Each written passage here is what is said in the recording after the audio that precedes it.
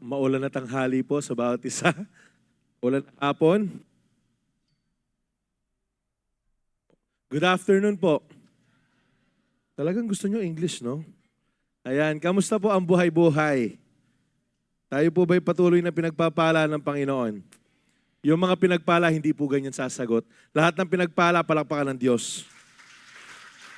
Lahat ng naniniwala na hanggang ngayon pinagpapala po sila ng Panginoon, palakpakan po natin ang ating Panginoon. Come on. Hallelujah. So, nandito po tayo sa series po natin, Destined to be like Christ, kagaya po maging kawangis ng ating pong Panginoon. At last week po, naituro po sa atin that we are to love. Ayan, kagaya po ng sa ating Panginoong Jesus, na hindi madali. Amen. Andiyan po ba kayo last week? Sino pong absent last week? Ayan, so, hindi po madali. Actually, if it's okay po to share it with you. Noong pong napag-aralan po namin yung Be Like Christ in His Love, sabi ko sa meeting namin, nakaka-born again yung topic. Because hindi talaga siya madali. Imagine the Good Samaritan na ibinigay niya po lahat ng meron siya para lamang maipakita yung pag-ibig sa tao na yan na actually kinamumuhian po niya. Dahil nga meron pong alitan between Jews at yung mga Samaritan po noon. Pero meron pong ginawa ang Panginoon. Ipinakita po niya. And it is an example po of Jesus din sa krus ng Kalbaryo. And sabi ko nga, actually madaling mahalin yung mga taong mahal ka. Amen po ba? Madaling mahalin yung mga taong mababait sa atin.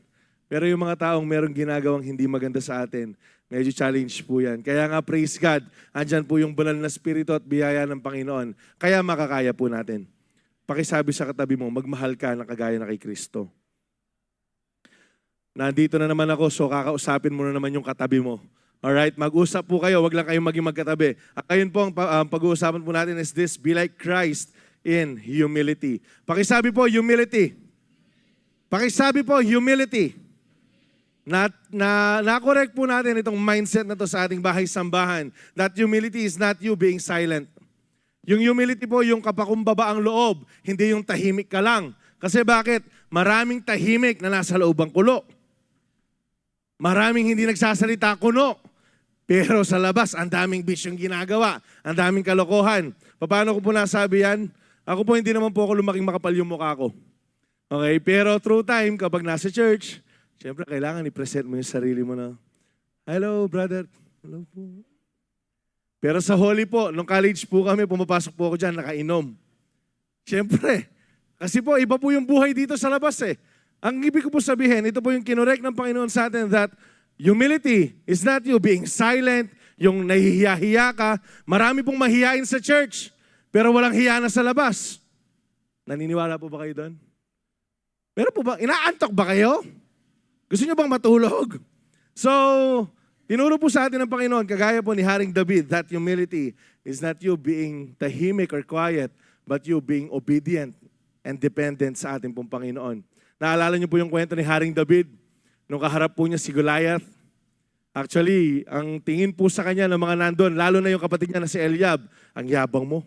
Alam ko yung dahilan kung bakit ka nandirito. Sabi po ng kapatid niya. Pero si Haring David po, grabe po yung confidence niya eh. Hindi sa kanyang sarili, kundi sa Panginoon na meron po siya. Ang sabi niya po kay Goliath, ikaw, pupukutan kita ng ulo. Ang laki po ni Goliath, si David po, by this time, he is just a youth. Nasa 15 years old pa lang po si David dito. Pero hinarap po niya yung champion na si Goliath. And again, hindi po siya mayabang, but he was so humble that he's fully dependent sa ating Panginoon at hindi po sa kanyang kakayanan. So, tatanong ko po, lahat ng humble, magsabing amen. Yun, no? Praise the Lord. Ulitin ko po, lahat ng humble, magsabing amen. Ayan. Yan po kasi yung isa sa mga binrake po natin. Dati kapag tinatanong, lahat ng humble, magsabi ng amen. Lahat ng humble, magtaas ng kamay. Kasi nga po, meron tayong mindset na yung humble, kailangan chill ka lang. Hindi po. Ngayon po, nakita po natin na hindi po porket maingay ay hindi na po humble. Kasi po si David, kung makikita niyo po dun sa kwento na yun, talagang pinagsigawan niya kung sino po yung Diyos na meron siya. And the same thing as with us. Lahat po ng humble, magsabing amen. Yan no, talagang nabubornegen na tayong talaga. Meron na po nababago sa atin. So ito po yung gusto ng Panginoon sa atin, humility na meron po sa puso po natin. Nag-start po yan sa puso. Hindi po lang sa nguso. Mag-start po yan sa puso hanggang lalabas po yan sa nguso. So manggagaling po yung pag-uusapan po natin sa Philippians chapter 2 verses 3 to 4. Do nothing out of selfish ambition or vain conceit. Huwag ka na gumawa ng bagay para sa sarili mo lang kapakanan. Ang sabi po dito, rather in humility, value others above yourselves, not looking to your own interest, but each of you to the interest of others. So, ito po, kanina narinig ko lang po kay Pastor Manny sa kanina second service, yung pong example na ganito. Kapag gagawa ng lakad, hindi ka gagawa ng lakad or schedule na tinitignan mo lang yung schedule mo. Alam mo yung, though meron talaga mga pagkakataon, mag-a-adjust yung mga tao sa schedule mo. Lalo na po yung mga adult na, ayan, sa mga bata po kasi, ang daling gumawa ng schedule, pare-pare yung schedule nila eh. Pero kapag trentahin ka na, yung mga, kung meron pa po kayong mga kaibigan na kasama nyo ng college, per schedule na po ngayon. Yung schedule na yan, once a year na lang, hindi pa natutupad. Okay, so nagsiset ka ng schedule, tapos ang gagawin mo, dahil yung free mo, Sabado lang, ang gusto mo, Sabado lang. E paano naman sila? Nagigets niyo po yung point ko? Kailangan po pare-pareho po, nag-a-adjust po tayo sa bawat isa. Dapat po nagiging flexible po tayo, hindi yung iniisip lang po natin na hindi, kasi busy ako eh. Ano ba sila ba? Hindi sila busy. Pare-pareho naman po eh. Ang sinasabi po ng verse na to, huwag kang gumawa ng bagay para sa pansariling kapakanan mo lang. Pero, ito po yung nature ng tao. Maniwala po kayo sa hindi, simula po pagkapanganak ng bata, tikom na po yung kamay niyan. Kaya po hindi nyo napapansin, wala pong magulang na magtuturo sa kanyang anak na huwag kang mag-share ng laruan. Tama. Tama. Pero, ito po yung natural tendency po ng bata. Kapag binili mo yan na laruan, minsan hindi niya naman lalaruin, tapos merong kukuha ng laruan niya, magagalit eh. Kasi po bakit? Meron po tayong tendency na talagang natural ano po natin yung pagiging selfish, na makasarili, na mas gusto po natin yung the best para po sa bawat isa po sa atin. At ito po yung gusto ng Panginoon ngayong oras na to. We have to let go of that selfishness. Pakisabi sa katabi mo, huwag ka na maging selfish. Ayan. Bigyan mo ng conviction, huwag ka na maging selfish. Libre mo akong kape mamaya. Hindi, joke lang. Imitating Christ in humility involves shifting your focus from self-importance to self-service and radical obedience to God. So, ang ibig sabihin, ang gagawin po natin, simula ngayon, tatanggalin po natin yung sarili po natin sa main na bilang bida. Pakatandaan nyo, hindi po tayo yung bida. Amen. Mamaya, meron po ako sasabihin sa inyo na nung nag-review po ako, sabi ko, wapin me, Lord, ako. Kagaling mo talaga ako. Kasi po, bakit? The moment na nag-focus ka sa sarili mo, delikado ka agad. Check po natin yun mamaya. So, to imitate Christ in humility, we must prioritize others over ourselves. Kailangan daw po nating unahin yung iba kesa sa mga sarili po natin. Kailangan daw po nating unahin yung iba kesa sa sarili po natin. Hindi ito madali. Uulitin ko lang, hindi po ito madali. Pero hindi rin po siya imposible. For example, siyempre, paborito ko pagkain. Gagamitin po nating example yung pagkain. Ito po yung nakalatag, lalo na Kabambangan. Ating buro, bali po yung buro. Sa ibang ano po, tawag nila dyan, sukang pusa eh. Oy, manyaman tatakman nyo, buro. Meron pong talong. Tapos meron bangus. Daing na bangus. Ating paning ng bangus. Kapag kukuha ka ng parte ng bangus, anong kukunin mo? Ulo, gitna, o yung buntot? Buti na, may daki ko yabi, mamang, may pate-pate, tamo. Ano pong masarap kunin doon? Kala ko may sasabing tinik eh. Masarap kasi yung gitna. Kay sosomik. Aray ko. O sige po, tapos na yung pagkain. Kuha tayong dessert. Prutas. Pakuan. Kapag merong pakuan, meron pong mapula sa gitna. Kapag sa gitna po, malaki yung slice eh. Pagkain nyo gagamitin ko, sorry. Mapula yung sa gitna, yung sa bandang dulo, maputi-puti na. Ano pong kukunin natin? Exactly the point. Siyempre, ninumbis ang mga pakuan na matabang. Pero ang sinasabi ko lang, yan po yung natural tendency ng tao. Hindi na po natin iisipin yung susunod po sa atin. Last na lang. Sino po sa inyo kapag nagbukas ng pan, tinatapon yung takip? Nagiget niyo po yung point ko? Yung takip po na yan, kawawa yan eh. Yan yung pinaka out of place na parte ng pan. Kapag gagawan mo yan ng yak po, paborito ko yung takip kasi ugsedal makarakal ko. Pero kapag lalagyan mo na ng spread yan, tatapon mo na yung takip eh. Yung iba isasantabi na, ang ibig ko pong sabihin dito, kasi gusto po natin yung the best para sa sarili po natin. Pero ang gusto ng Panginoon, yung the best para sa iba. Yung the best na hindi lang para sa'yo, na hindi yung pansarili lang po natin. Pero magagawa lang po natin to. Magiging posible lang yung you will prioritize others over yourself kung patay ka na sa sarili mo. Okay, kiklear ko lang po, hindi ka magpapakamatay kung patay na yung flesh mo. Ano pong ibig ko sabihin? Ang sabi po ng Galatians 2:20, "For I have been crucified with Christ, and I no longer live." Kaya nga po kahit hindi mo makuha yung gitna ng bangos, hindi ka magbubuset. Kahit hindi mo makuha yung pinakamalaki at pinakamapula at pinakamatamis na part ng pakwan, hindi ka magbubuset. Kasi bakit? Patay na yung dating ikaw eh. Ngayon mapagbigay ka na. Lahat na mapagbigay, magsabing amen. Sure? Okay, tandaan nyo rin ha. Itang at yan bangus, leleye. Alright? So, magagawa po natin yan. Lalo na tayong tumanggap na kay Kristo. Kasi bakit? Wala na po yung dating tayo. Minsan po, nag-a-arise pa rin yan. Minsan po, lumalabas pa rin yan. Lalo na yung init ng ulo. Ako, kanina lang po, meron ako nilong press sa sasakyan. Nakikiunahan Kaya rin ko Lord, sorry ako.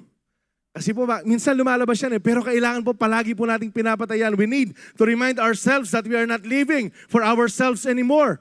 Nabubuhay na po tayo para kanino? Para kay Kristo na po. So do you think napupurihan po si Jesus kapag ginagawa mo pa rin yung mas gusto mo yung the best para sa sarili mo kahit wala na makain yung iba? I don't think so. Ang gusto po ng Panginoon. Kaya po kagaya ng kapakumbabaan ng Panginoon is mabuhay po tayo para sa iba. Check po natin John 15:12-13. "My command is this, love each other as I have loved you." Ito po yung standard ng Panginoon. Mahalin mo yung iba kung paano kita minahal. "Greater love has no one than this, to lay down one's life for one's friends." Nung po bang minahal po tayo ng Panginoon, yung po bang binigay niya sa atin, second best. Nung po bang sinabi ng Panginoon na anak, mahal kita, yung po bang binigay sa atin ng Lord, lamb lang? Yung po bang binigay sa atin ng Lord, tupa lang? Ang binigay po sa atin ni Lord si Jesus. Kasi po, ganito po magmahal ang ating Panginoon at gusto po niya na yung pinaka-the best, yung po yung ibigay niya sa atin. Pwede naman. Makapangyarihan po yung Panginoon po natin Pwede naman na sabihin niya na lang sa atin, sige, patawarin ko na lang kayo. Makapangyarihan po yung Diyos Sige, hindi ko na kailangan mamatay. Pero binigay niya po yung pinakadakilang meron siya. Nag-iisang meron po siya. Bakit? Kasi gusto niya ganito din po yung gawin po natin para sa ibang tao. Sabi po ng Hebrews 12:2, his example is this, yung latter part na lang po yung babasahin ko. "Because his heart was focused on the joy knowing that you would be his." Yung pong kaisipan po ng ating Panginoon ay mapapasa Kanya po tayo, kaya binigay niya na makakasama niya po tayo for all eternity para sa kaligtasan po natin. Hindi po siya nagtipid. Hindi po niya binigay yung latak. Hindi niya po binigay yung tira-tira lang. Ang binigay niya, pinaka-the best po para sa atin. That's why we ought to give our best to our brethren. Ang tanong, pakisabi ang tanong, ready ka na bang ibigay ang lahat ng meron ka para sa katabi mo?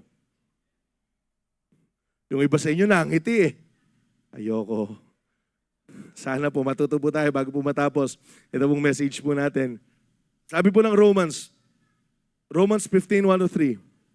"We who are strong ought to bear with the failings of the weak and do not please ourselves." Lahat ng mga malalakas, lahat ng mga feeling mo, matured ka na. Ang sabi po dyan, kailangan daw alalayan mo yung mga bago-bago pala sa pananampalataya. Each of us should please our neighbors for their good, to build them up. Sabi dito, "For even Christ did not please himself, but as it is written, the insults of those who insult you have fallen on me." Alam niyo po, if you are saying that you are matured in faith, pero hanggang ngayon kapag meron kang kapatid na nanlalamig tapos kinukondem mo, instead na you ini-encourage mo, baka hindi ka talaga mature. Kasi po yung mga matured na tao, umaalalay po yan sa daan. Yung mga matured na tao, lalo na po sa kristyanong pamumuhay po natin, kapag meron kang nakita na nangihina. You are to use that maturity to serve your brother. Nakukuha po ba natin? Hindi po pinagmamalaki yung maturity. Mature na ako. Ang timbunga mo. Nagigets po? Marami po ang akala po nila, matured na sila.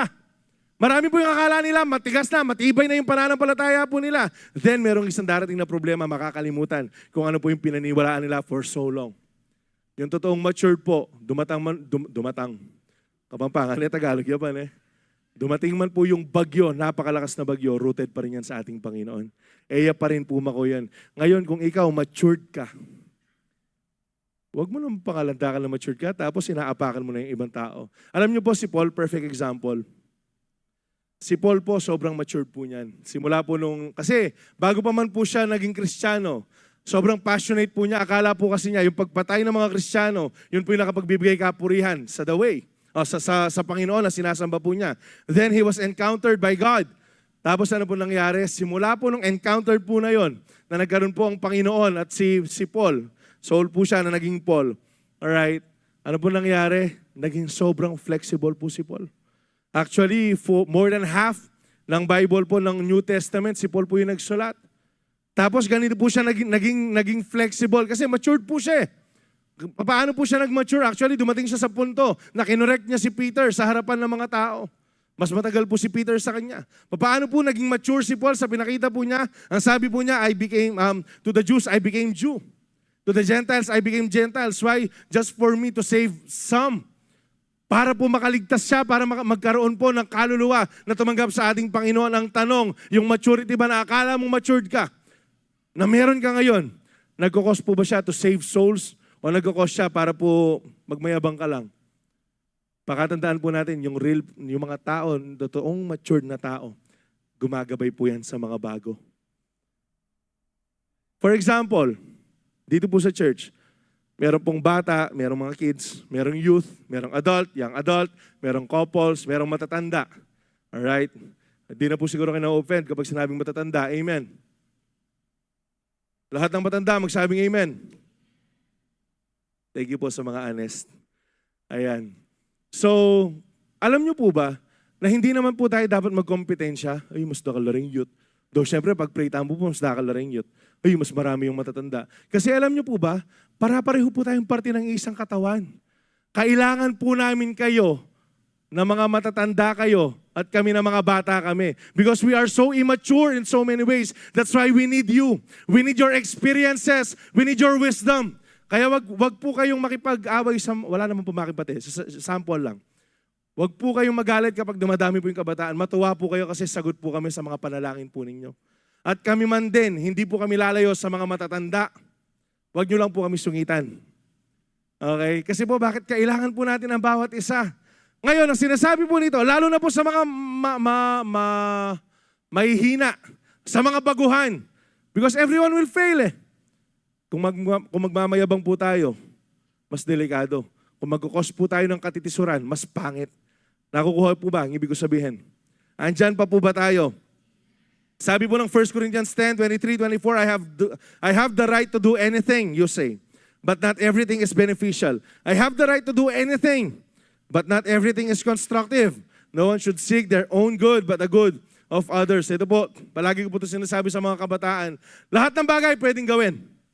Ang tanong, tama ba? Pwede po ba tayong magnakaw?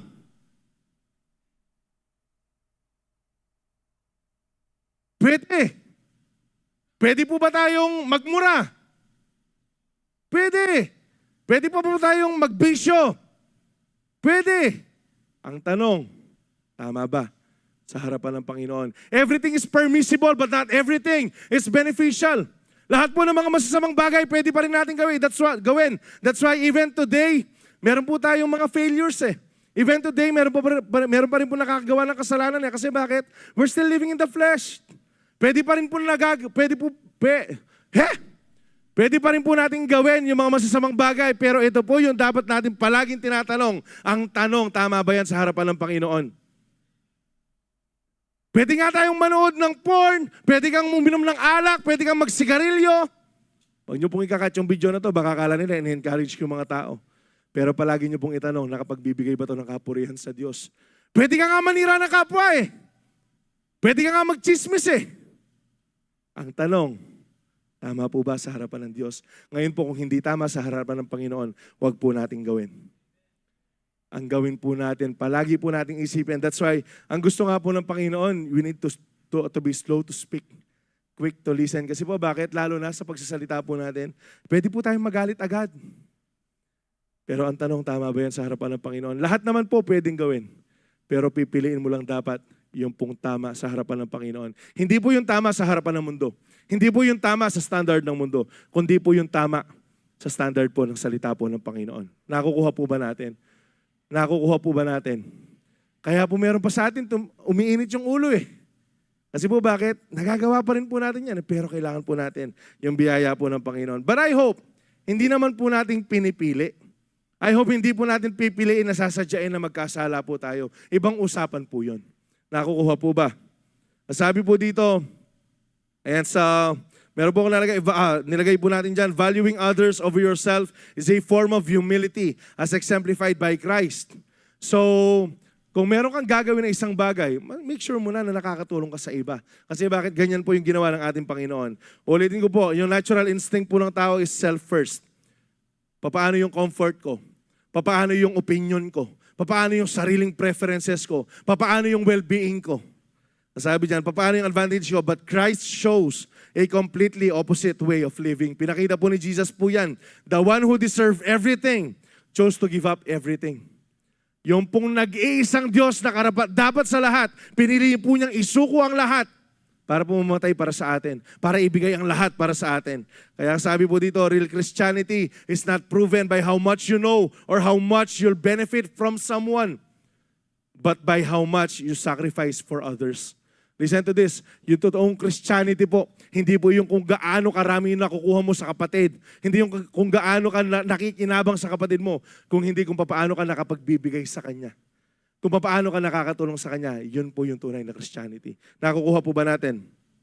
Ito po, nabasa ko ito kahapon, nung sabi niya, humility is not thinking less of yourself, but thinking of yourself less. Listen to this, humility is not thinking less of yourself, but thinking of yourself less. Ano pong ibig sabihin niyan? Hindi ba parang pareho lang? Hindi po. Yung pong kapakumbaba ang loob, pagpapakumbaba, hindi yung ganito po yung tingin mo sa sarili mo. Ay, ala ako kasing 20 eh. Alibobo ko kasi eh. Hindi ako clock kasi ako eh. Hindi po yung humility. Yung humility po, mas inuuna mo yung iba kaysa sa sarili mo. Nakukuha po ba natin? Nakakasunod po? Buhay pa po kayo? Kung pong buhay kayo, palakpakan niyo po ang Panginoon. Yan. Life check. Check lang tayo. Pangalawa, to imitate Christ in humility, we must embrace the role of His servant. Pakisabi po, embrace. Kailangan daw po nating yakapin yung pagiging servant po natin. At marami po yung may ayaw nito. Marami pong ayaw maglingkod. Marami pong ayaw magpagamit sa atin pong Panginoon. Ang sabi dito, Jesus defined greatness not by status, but by the willingness to perform lowly tasks for the benefit of others. So ito daw po yung meaning ni Jesus sa greatness. Hindi yung mayaman ka. Hindi yung may kaya ka, hindi yung maraming kang title, pero kung gaano ka willing mag-serve sa ibang tao. Ang sabi po dito, our part is to serve God's purpose. Tayo po, mga servant po tayo ng Panginoon. Naniniwala po ba kayo doon? Though meron po kayong mga maririnig na preacher na hindi, anak na tayo ng Diyos, hindi na tayo servant ng Panginoon. Actually, kung talagang anak ka ng Diyos, servant ka ng Panginoon. Amen po ba? Ang sabi po dito, no, sa kwento po na I do believe ito pong sin na to, ang dami pong nabigla nung ginawa po siya ng Panginoon. Pakita po natin sa John 13, 4-5. So he got up from the table, took off his robe, wrapped a towel around his waist, and poured water into a basin. Then he began to wash the disciples' feet, drying them with the towel he had around him. So ito po yung kwento kung saan I do believe maraming nabigla. Kasi bakit? Ito pong panahon na to, wala kang makikita. Actually, hindi ginagawa, hindi kultura ng mga teachers na utusan yung servant po nila or yung mga students po nila, yung mga mini-mentor po nila, na hugasan yung mga paa po nila. Alright? Though meron po kasing tendency talaga na kapag papasok ka ng isang bahay, lalo na kung magsisharean po kayo ng meals, kailangan talaga, pagpasok pa lang po ng bahay, yung pinaka-low na servant, yung the lowliest servant, yung pinaka-mababang servant, siya po yung maghuhugas ng paa. para po malinis. Kasi po, hindi naman po kagaya ng pagkain po, ng lamesa po natin, yung lamesa noon. Dati po, paka-Indian seat lang. So basically, yung nangyari po dito, after they traveled, okay, kay Maburak. So, na-imagine nyo na po, doon po sa kainan, hindi po pleasing masyado. So what Jesus did actually, nabasa ko din po, yung pong contrast po dito sa Luke.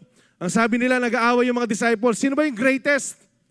Ngayon, pinakita po ni Jesus, ang ginawa po niya, hinugasan po niya yung mga paa ng kanyang mga disciples. And to give po ng difference din po, hindi po ito kagaya ng sa wedding. Though sa wedding meron pong washing of feet, though doon po kasi syempre, paka-nail polish la ba rin eh. Pero ito po, ibang usapan kasi, sorry po sa mga maarte, no, pilalong singit na rin bitis, tamaburak, inos na pong Jesus yan. Kasi bakit? He exemplified po yung pong pinag-aawayan ng mga disciples niya. This is what greatness means. Ito po yung tunay na great sa harapan po ng Panginoon. And gusto ko lang pong i-segue lang po ng konti na ito palang verse na to ay pagpapakita rin po kung ano po yung gagawin ni Jesus para po sa atin. Ang sabi po dyan, he got up from the supper po or he got up from the table. Yung table po is place of rest and comfort. Ganyan din po yung ginawa po ng ating pong Panginoon. Jesus rose from His throne in heaven. Doon po sa place of comfort po niya. Jesus laid His garment or robe aside, taking off His covering. Para nga po iligtas na, anong tawag dito, linisin po niya yung mga paan ng kanyang mga disciples. But Jesus laid His glory and taking off His heavenly covering. So ito po yung ginawa ni Jesus. Ganito po yung ginawa ni Jesus. Jesus took towel around His waist being ready to work. Ang sabi po dito, Jesus took the form of lowliest servant para po mapaglingkuran po tayo. Makikita po natin yung mamaya sa Mark 10:45 that Jesus came not to be served, but to serve. Ito po yung naging purpose ng ating Panginoon. And Jesus poured water into the basin. This is the readiness of Him to clean yung pong mga paan ng disciple. At ang ginawa po ni Jesus para sa atin, Jesus poured out His blood to cleanse us from our sin. Ano pong ibig ko sabihin dito? That this very verse, hindi lang po yan paglilinis ng paa, kundi ito po yung pagpapakita kung ano yung gagawin ni Jesus sa mga darating na panahon. Ito po yung paglilinis niya po sa atin. Contrast lang ba?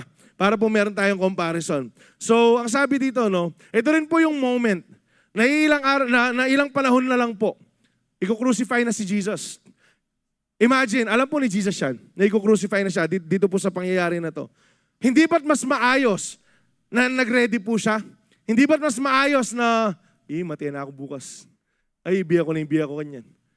Pero alam niyo po, instead of Him thinking of Himself, mas inisip pa rin niya yung mga disciples niya. Mas inuna pa rin po niya yung mga disciples niya. Kaya nga, I hope sa atin pong lahat maging ganito po tayo. Pwede naman po natin isipin yung mga sarili natin. Ang tanong, tama ho ba sa harapan ng Panginoon o mas gusto po ng Panginoon na mas meron po tayong pakialam sa iba? Hindi ko po sinasabing papabayaan po natin yung sarili natin. Ang sinasabi ko lang po, I hope mas maging mapagmahal po tayo sa ibang tao. Amen po ba? Amen po ba? After washing, ito po yung katuloy ng kwento. Their feet, He put on His robe again and sat down and asked, naintindihan niyo ba kung anong ginagawa ko? Nagigets niyo ba kung anong ginagawa ko? Ang sabi po ng Panginoon, you call me teacher and Lord, and you are right, because that's what I am. And since I, your Lord and teacher, have washed your feet, you ought to wash each other's feet. Dapat nyo lamang hugasan yung paa ng bawat isa. Ang ibig sabihin po nito, not literally na tayo ngayon maghuhugasan po tayo ng paa. Ang ibig sabihin po na to, we are to serve other people. We have to serve each other. I have given you an example to follow. Do as I have done to you, and I tell you the truth. Slaves are not greater than their masters, nor is the messenger more important than the one who sends the message. Now that you know these things, God will bless you for doing them.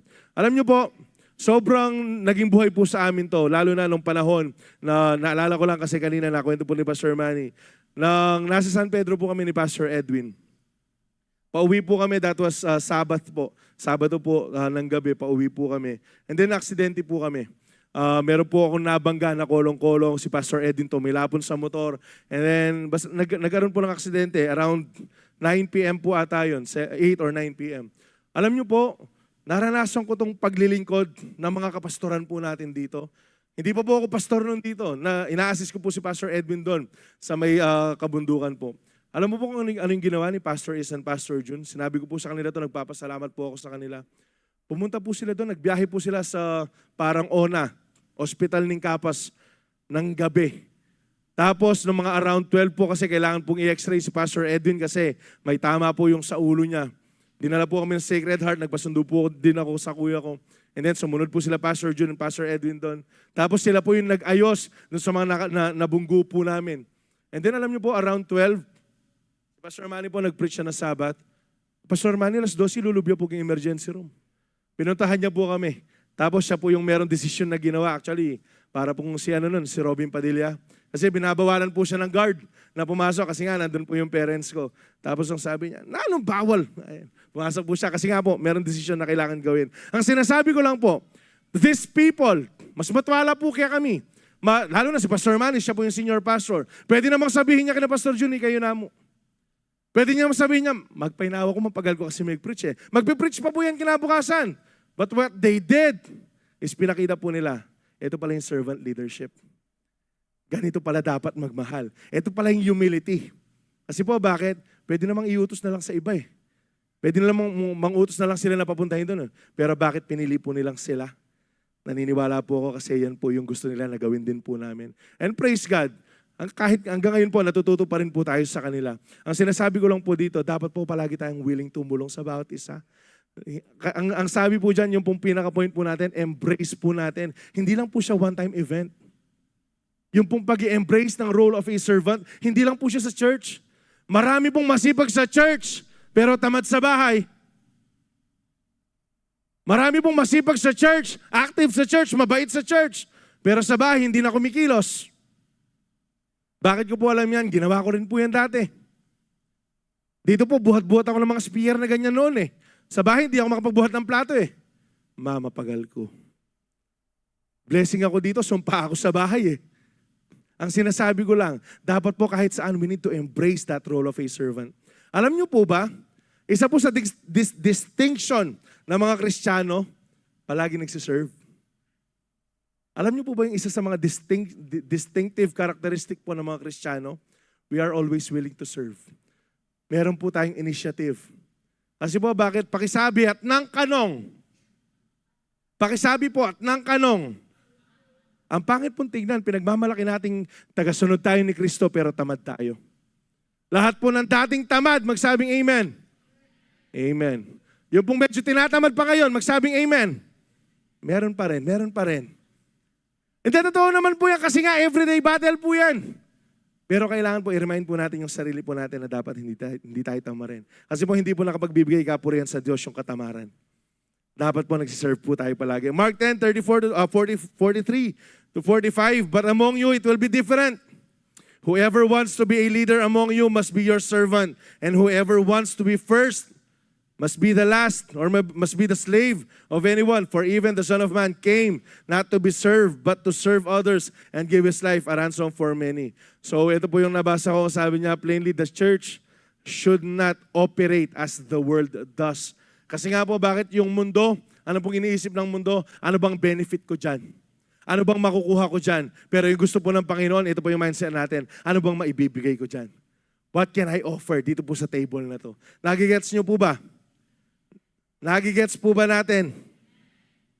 Luke 17:7-10. Of course, nakapag-serve ka na and embrace mo na yung role of a servant. Meron na nangyari. Meron ng outcome. Gumanda na yung usapan. Alright? Nag-serve ka, ginamit ka ng Panginoon eh. Ito po, palagi po itong nire-remind ni Pastor Manny sa amin, lalo na sa aming mga kabataan, na dapat kami mayabang. Ang sabi po ng Luke 17:7-10, when a servant comes in plowing or taking care of sheep, does his master say, come in and eat with me? Sasabihin ba ng boss mo na, Kenny, isipin ka ta. Nung kultura po na to, nung kultura po nila.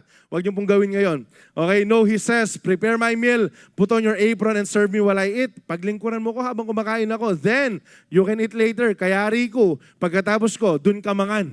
Alright, ito po yung kultura po dati. And does the master thank the servant for doing what he was told to do? Magpapasalamat ba dapat yung boss sa kanyang alila kapag ginawa niya yung trabaho niya? Ano pong sabi na naka-highlight dyan? Of course not. Pakisabi po, of course not. In the same way, when you obey me, you should say, we are an unworthy servant who have simply done our duty. So yes, praise God, nagagamit po tayo.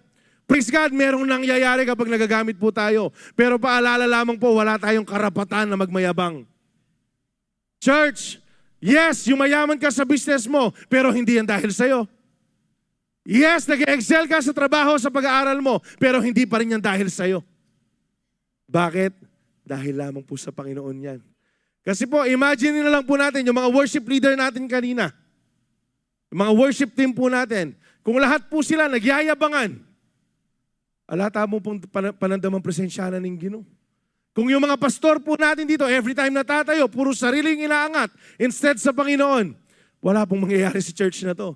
But praise God, natuturo po sa atin na yung pong lahat ng ginagawa natin, hindi po dahil sa ating mga sarili lamang, kundi dahil po sa biyaya lamang ng Panginoon. Alam niyo po, praise the Lord, na-share ko po ito kahapon, it happened to me na ito pong special na atake, naniniwala ako ni Satan sa akin after po ng Pursue Youth Camp. So nagkaroon po ng Redeem Youth Camp, okay, last 2 years ago. Sobrang dami pong corrections na natanggap po namin. Lalo na po ako bilang first time po na ako yung humawak ng youth na magkakaroon po ng youth camp. Wala po akong ideya talaga kung paano po nag-working youth camp na kasi hindi naman po ako naging kasama sa Cornon and all. So, praise God comes Pursue Youth Camp. And Pursue Youth Camp, grabe po yung improvement. Grabe po yung ginrabe ng youth camp. Imaginein po natin, from barracks na mainit, na minsan wala bang tubig, ngayon naka-hotel po tayo. Ito po yung mga improvement. Dati po, jeep yung ginagamit. Ngayon po naka-Philippine Rabbit tayo. So papunta pa lang, naka-aircon na po yung mga bata. Tapos yung pong swimming pool po na pinuntahan po namin ng una, parang dalawa lang ako, masikip na eh. Yung baptismal po nila, sobrang liit. Tapos yung pong pinuntahan po natin sa Shepherds, grabe yung mga swimming pool po dyan. Ang dami po mga swimming pool dyan eh. Talagang grabe po yung tinaas. Pero yung pinakamahalaga po, mas marami po naglingkod after ng Pursue Youth Camp. Marami pong buhay na nabago hanggang ngayon, nandyan po sila. Praise God po doon. And then, kasi po, ito po yung for the first time, if I'm not mistaken, na 500, more or less 500 po yung nakapag-attend po natin. And grabe pong improvement dyan. Alam niyo po yung ibubulong sa akin ni Satan? Sobrang clear na binulong po sa akin ni Satan. O, lawin mo na. Dahil kaya kami sa lesengyot. Alam mo, kung papakinggan mo, ang sarap sa flesh eh. Uy, wapin na eh. Kala ko, gwapo lang ako, meron pala ako nagagawa. Hindi, alam nyo po, kung matako ka kayong glory, kung iya ka magbantay puso, delikado. Kasi po, ipaparamdam sa'yo ni Satan na dahil sa'yo kung bakit naging ganito yung youth camp. Kaso po, nauna na ako kay Satan eh. Sinabi ko na po sa kanya, sinasabi ko po ito palagi, maging that very moment, ito po yung sinabi ko sa kanya. Balo mo ba, wala na ako manggiyawakin na dahil ka ako. Ha?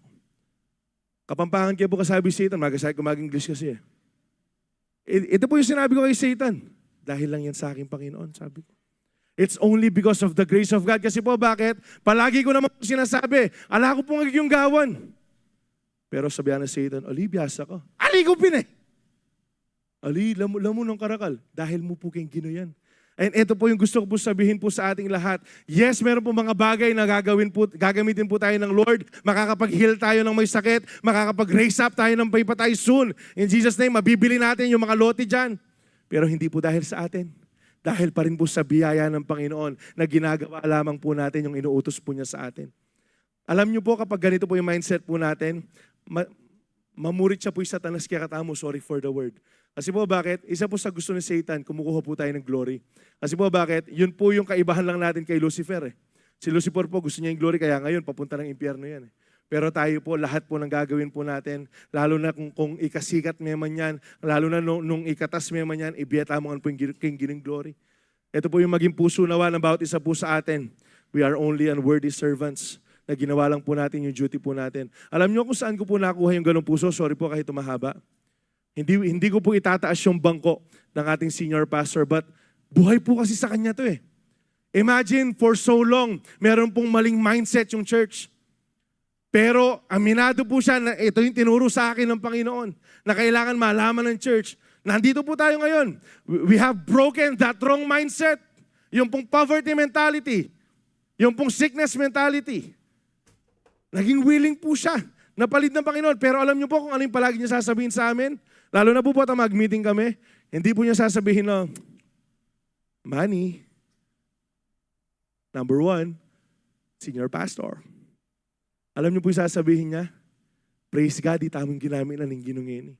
Palagi pong maririnig nyo kay Pastor Manny ito. Praise God, praise God, praise God. Grabe po yung improvement. Pandemic-wise, ang dami po nating nabiling lote na mahal.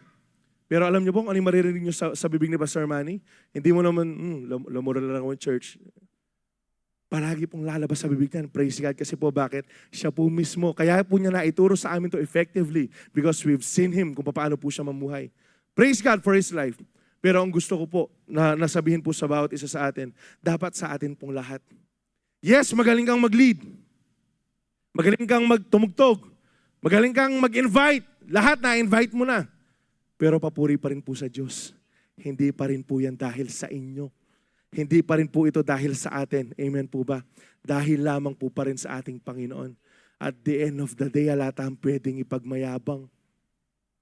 Hindi mo pwedeng ipagmalaki sa Lord na, Lord, kaya mo nagpunta ng church yan dahil sa akin. Lord, kaya naging maayos yung service dahil ako'y nagkanta. Hindi po. Dahil lamang pa rin po sa biyaya ng Panginoon. Amen po ba? Amen po ba? Ito po yung isa sa mga tinuro po sa akin ng Panginoon. Though sasabihin ko din po mamaya to. Humility begins. Remember this. Humility begins when life stops being about you. Nag-start po yung kapakumbaba ang loob, yung humility po natin kapag tumigil po tayong mamuhay para lamang sa sarili po natin. Dapat po namumuhay pa rin po tayo para po sa Diyos. Being like Christ in humility means embracing a servant's heart, one that does not demand rights or reward for doing what is right. E ano ngayon kung wala nakakikita? E ano ngayon kung walang pumapalakpak? E ano ngayon kung hindi ka pinapasalamatan? Ang importante po nakikita ka ng Diyos. Ang importante, ginagawa mo yan para sa Diyos. Kasi po bakit? Kung gagawin po natin yung isang bagay para pumapansin po tayo ng tao, meron pong isang katagang sabi niya, if you live for people's acceptance, you will die by their rejections. Kaya nga anong gagawin po natin? Lahat po ng gagawin po natin para po sa kapurihan ng Diyos. Sabi nga po, whether you eat or drink, do it all for the glory of God. Para sa kapurihan lamang po ng Panginoon. At ang sabi po dito, when you serve others, you begin to look more like Christ. So when you serve others, kapag niyakap po natin yung role ng pagiging servant po, you begin to look more like Christ. At ang sabi po dito, not because you are trying to be impressive, but because you are becoming selfless. Kasi po ito po yung in-exemplify, pinakita po ng ating pong Panginoon sa atin. Pangatlo, ang dami na biglang mga inaantok. To imitate Christ in humility, we must submit your will to God's will.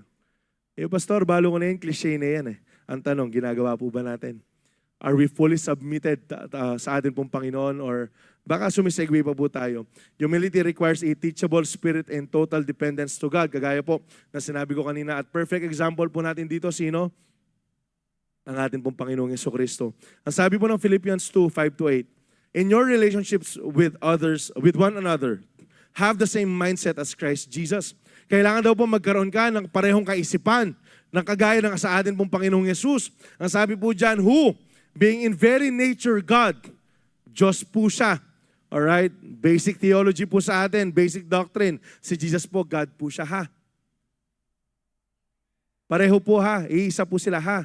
Si Jesus, Trinity, God the Father, God the Son, God the Holy Spirit, they are one and the same, pero iba-iba po sila ng function na ginagawa. Alright? So ang sabi po dyan, Diyos naman siya eh.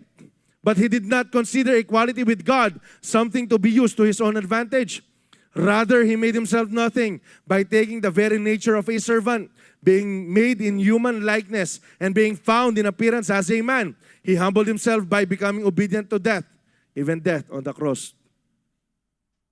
Alam niyo po, ganito po ka-obedient ang ating Panginoon. Uulitin ko lang, noong pong crucifixion, if you are to look back, dun po sa kwento, kasi po, binubuhat niya yung cross eh. Puno ng latigo yung katawan, binubuhat niya yung cross. Him being God, nung tinulungan siya ni Simon, meron pong Simon na tumulong sa kanya doon po sa Via Dolorosa na yon, doon po sa daan, way of suffering na yon. Pwede niya namang utusan na lang si Simon eh. Ikaw na lang kaya papa ako. Bigyan kita eternal life. Ex-deal ba? Ex-deal. Swap na lang tayo. Pwede niya naman pong sabihin na, sige na, huwag niyo na akong pahirapan. Pero ginawa pa rin po niya. Naging obedient pa rin po siya. Bakit? Naging submitted pa rin po siya sa Panginoon. Ang sabi po dito, and being found in appearance as a man, He humbled Himself. Nagpakumbaba pa rin po siya by becoming obedient to death, even death on the cross. Na-search ko po kanina yung pong death on the cross. Ito po yung excruciating, pinakakagilagilalas, pinakamahirap, pinaka na masakit na pwede pong ikamatay ng isa pong kriminal. Imagine, He obeyed God to death, even death on that cross. Kriminal po ba yung ating Panginoon? Wala nga siyang kasalanan ginawa eh. Pero bakit sumunod siya? Para po meron tayong perfect example. Para wala po tayong reason para hindi sumunod. Amen po ba? Nakukuha po ba? Being like Christ in submission requires a radical obedience that is willing to humble oneself even to the point of personal sacrifice.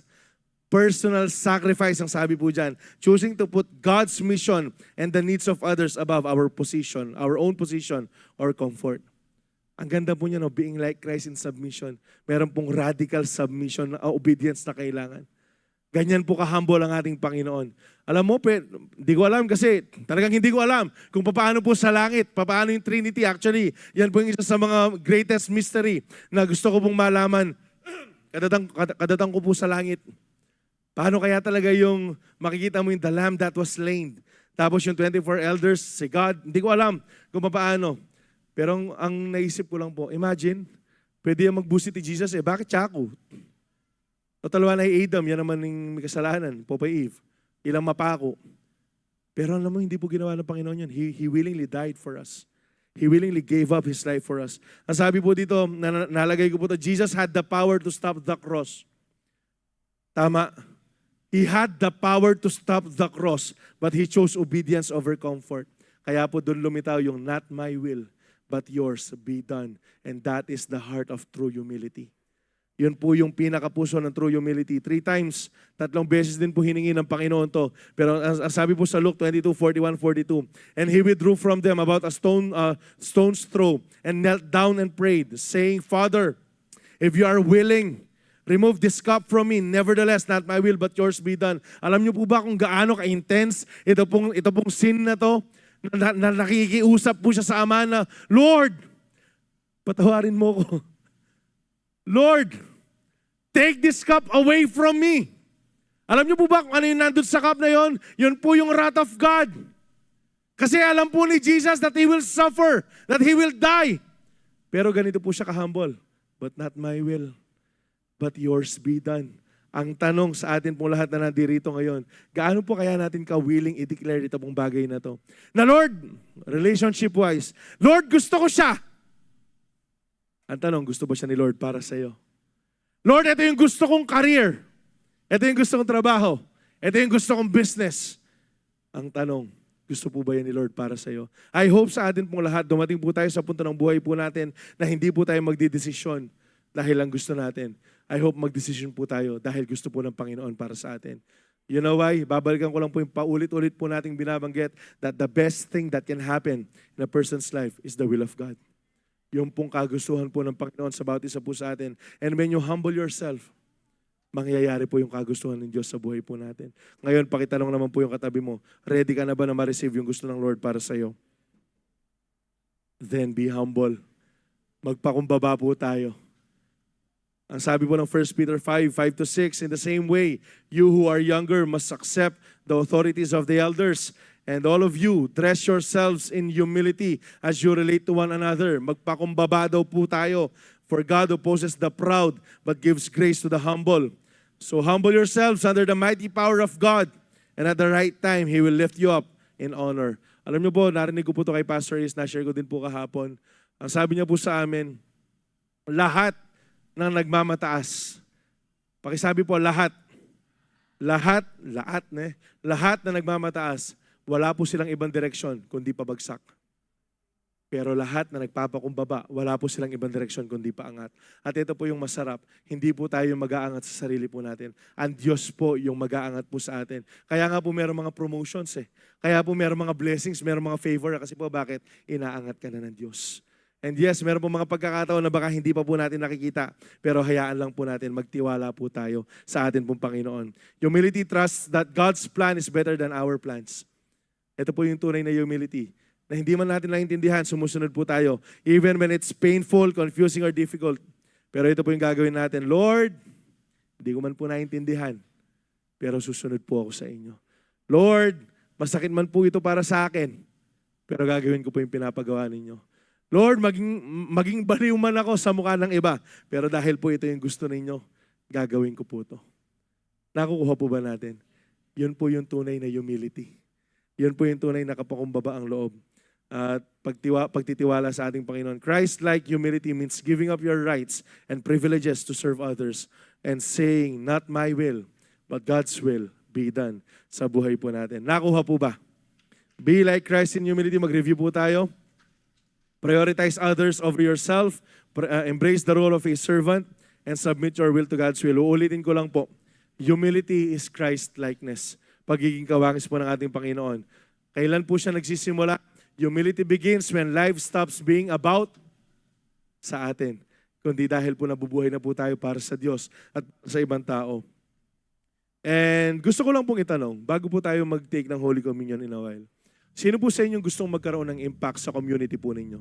Yung darating po yung pagkakataon, langit na lang yung nai-imagine ko. Darating po yung pagkakataon na nasa langit ka, tapos biglang merong lalapit sa'yo. Uy, thank you ah. Bakit? Kasi dahil nandito ako ngayon. Sino pong gusto ng ganong klaseng impact? Sino pong gusto na masama niya yung family po niya dito? Taas po ng kamay. It's an act of faith. Yung pong gusto mo, matanggap din nila ang ating Panginoon. Sino pong gusto yung mga katrabaho, business, pag-aaral, makasama po natin lahat sa langit. Amen. Praise the Lord. Alam niyo po, humility may look small in the eyes of the world, but in the eyes of God, it is greatness. Yung pong simpleng act of humility po, pagpapakumbaba po natin, hindi po natin alam, yung nakikita po sa atin, hindi na tayo. Hindi po natin alam yung nakikita po sa atin, Kristo na. Kaya nga patuloy po tayo magpakumbaba because you know why? The more your life, habang nakakawangis po natin ang ating Panginoon, the more your life will influence other people. Na nakikita nila, anong meron sa Kanya? Bakit ganyan siya? Bakit pinagsisigawan na siya pero hindi pa rin gumaganti? Bakit sinisiraan na siya pero mabait pa rin siya? The more your life will influence other people. The more lives will be transformed dahil po sa buhay mo. Lalo-lalo na yung mga pamilya po natin. And of course, mas lalo po nating mapupurihan ang ating Panginoon. Bakit? Simple man sa mata ng tao, pero sa kapakumbaba ang loob, meron kang magagawa, kapatid. Sige po, palakpan po natin ang ating Panginoon. Tumayo po tayo. And let us take the Holy Communion. Sa mga